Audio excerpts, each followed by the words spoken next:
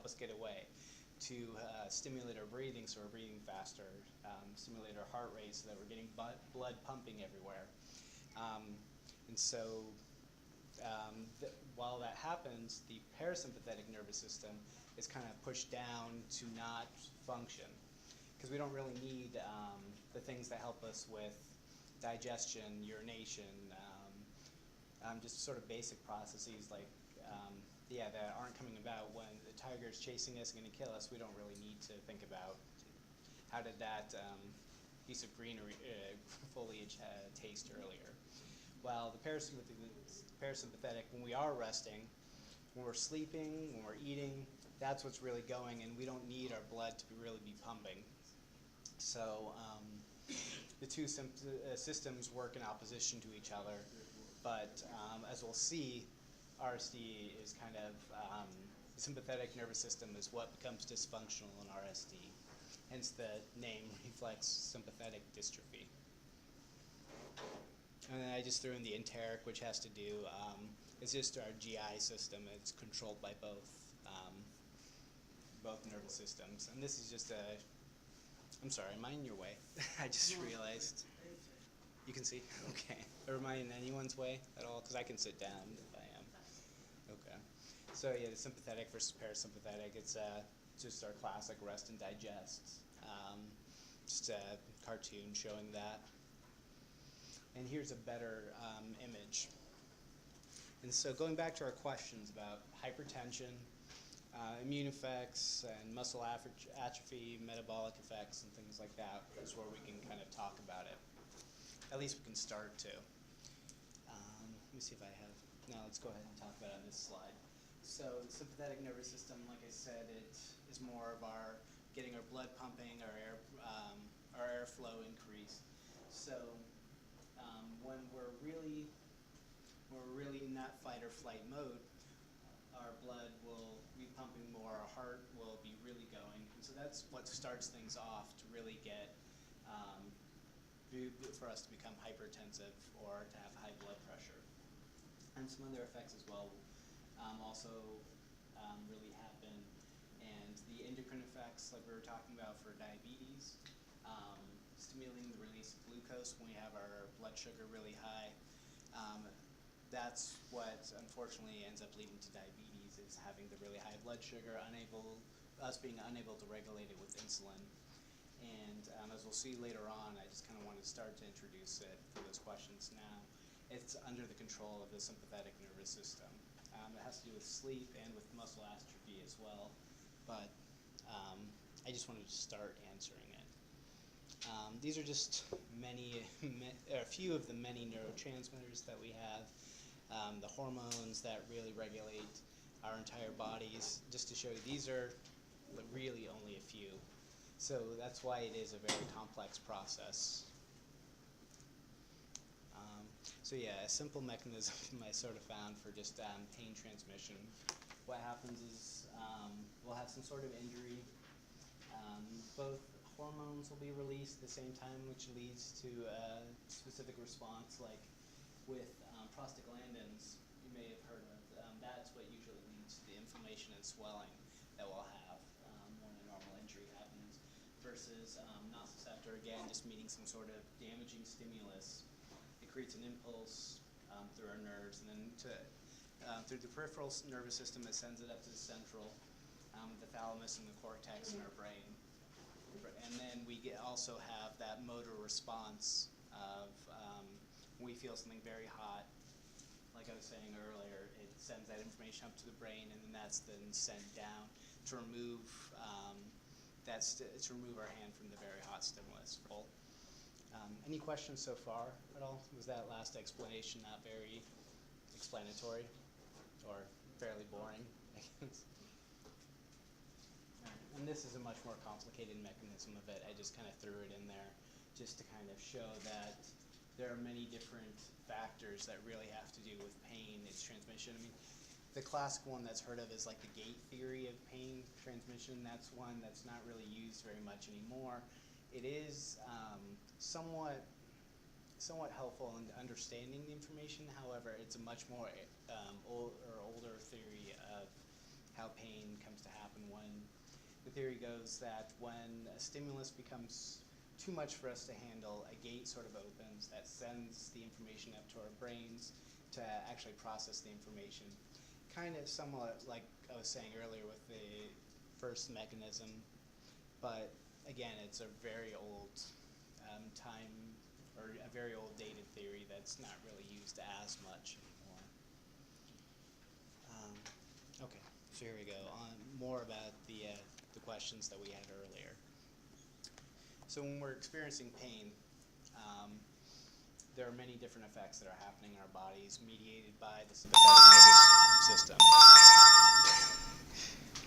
Excuse me, sorry, that was actually Chris, who's going to be coming with the honey and such. Let me see what he had to say. Chris Brownlee? Yes, yeah. Let's see. I don't think he is actually going to be able to make it today, Okay. is what he's saying. So, anyway. So when we're experiencing pain, well, there are many different things that will be happening in our bodies. There'll be cardiovascular effects, meaning both our heart and throughout our arteries and veins.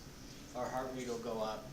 Stroke volume is like the amount of blood that goes into our hearts and then comes out. And cardiac output is the amount of blood and our heart rate going at the same time, and that's what increases our blood pressure. So this is actually a formula that's used to calculate the blood pressure. It's heart rate times stroke volume times resistance, which is not really a factor in this, what we're talking about now, and that's what leads to our blood pressure. So we're experiencing pain, our heart rate's going to go up, the amount of volume of blood that's going through our heart goes up, and it elevates our blood pressure. It also has to do with if we get, let's say, a cut on our arm. Why it takes a little longer for it to heal is because that blood flow is being diverted to areas of the body that need it a lot more. With our sympathetic nervous system, we're going to be needing it specifically in our heart, going to our lungs, going to areas of the body that are really going to need it, and we don't really need it as much for wound healing if we get just a little cut on our arm, so therefore it'll take longer for a minor wound to heal. With myocardial oxygen demand, that just means about the amount of oxygen that our heart needs. Myocardium is the middle layer of our heart. So when we're in pain, the amount of oxygen we need goes up because we need to deliver that oxygen to the rest of our bodies. But then the supply of actual oxygen available is going to go down because we don't, although we're breathing fast, we're diverting it to so many areas of our body. So the entire amount that we do need is not going to be enough to supply it. And just an example, that's what can lead to a heart attack. If we need so much, but we're not getting enough at the same time, unfortunately, it's what can lead to a heart attack, not necessarily related to RSD, but just in pain in general. Okay. I've got a question. Sure. So those of us who have blood pressure issues and sometimes chest pain with RSD, would that be an explanation for why we have that chest pain with RSD? Somewhat. I can say yes and no. Yes, in terms of the pain being experienced at the time when the pain with RSD will go ahead and raise the blood pressure. However, the chest pain itself has to do more with the dysfunction that's happening, unfortunately, with the condition with RSD. Actually, no, I'll just go ahead and talk about it now. I was going to talk about it later. I'm sorry, was someone sent down? Okay. Excuse me. Margie has a question. She wonders if you could repeat the first part of the effects, right? Sure, about heart rate and Yes. blood pressure. Right.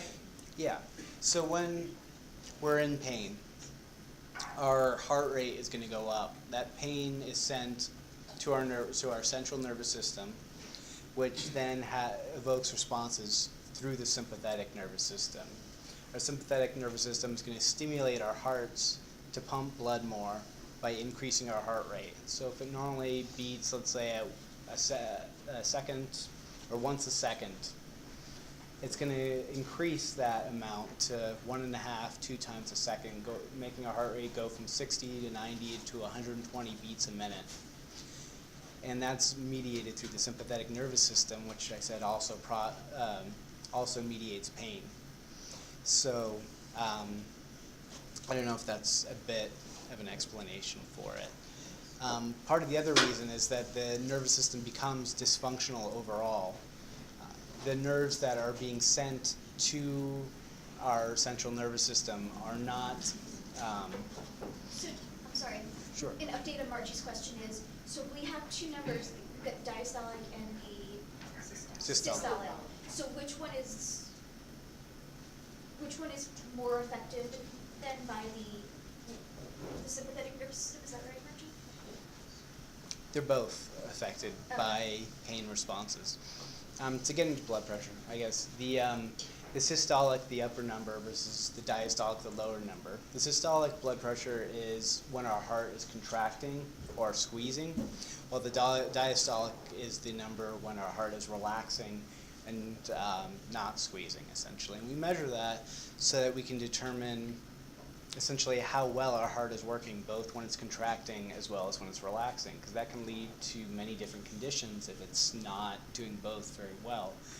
Different types of heart failure you may have heard of have to do with either systolic heart failure, diastolic heart failure, have to do with the way that our heart either is contracting and pumping the blood or relaxing and allowing our hearts to fill. Sorry, were you? Ever since I've had RSD when it spread to my own, I haven't had a blood pressure in 2 years taken probably. They can't even take my blood pressure, so is there a way to find out, I guess, what your blood pressure would be, or? Yeah. Do you mean they're not able to take it because of the sensitivity of? Yeah. I would think. We've tried all Yeah. different ways. I imagine you have. Trying to think if there is a way to take it. Actually, I think. Even under anesthesia. Yeah. Like I came out of anesthesia when they were trying to get it. Yeah.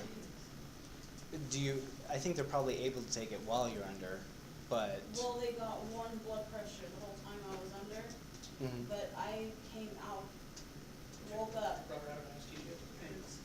Brought it Oh, you me mean out. while they were actually taking your blood, it woke you out of your anesthesia? Yeah. Oh my gosh. Wow. Is there any correlation at all between blood pressure and pulse rate? Yes. Can you Yeah. extrapolate backwards from Yeah. that, or? Yeah. So our pulse rate is the same as our heart rate. So it's the amount of time our heart beats per minute. Each time our heart beats, that's considered one heart rate cycle. So we're counting how many times that happens in 1 minute that the heart itself is contracting and relaxing. And so if we, sort of like I was saying earlier, for it to lead to blood pressure, our blood pressure is counted. There are a few different ways of doing it. One way is our heart rate, which is the number of times it's contracting per minute, our stroke volume, which is the amount of blood that's going into and coming out of our heart, and also times resistance, which is the amount of force that's preventing our heart from actually pumping the blood out. And that gives us our blood pressure. And so it's just an average of all of that information, the heart rate, the contraction, the stroke volume, and the amount of resistance. I threw cardiac output in there because that's the amount of heart rate times stroke volume itself. Yeah, does that sort of answer the question? Does it have to be done on the arm necessarily? That's the most accurate way of doing it, but it doesn't have to be done that way. I've tried on my ankle and Yeah. legs and wherever. We'll try it. Yeah, it's tried different ways to get somewhat of a reading. The most accurate way is on the arm because it's the closest to where our heart is. So usually, when it's the most accurate way that it's taken, or at least we learn in school, is to have someone elevate their arm to try to get it at the heart's level, and that's where it's taken at because it's the closest we can get to our heart. But it's not going to be very accurate if we wrapped a pad all around ourselves because we have our ribs in the way and other organs that will be squeezed.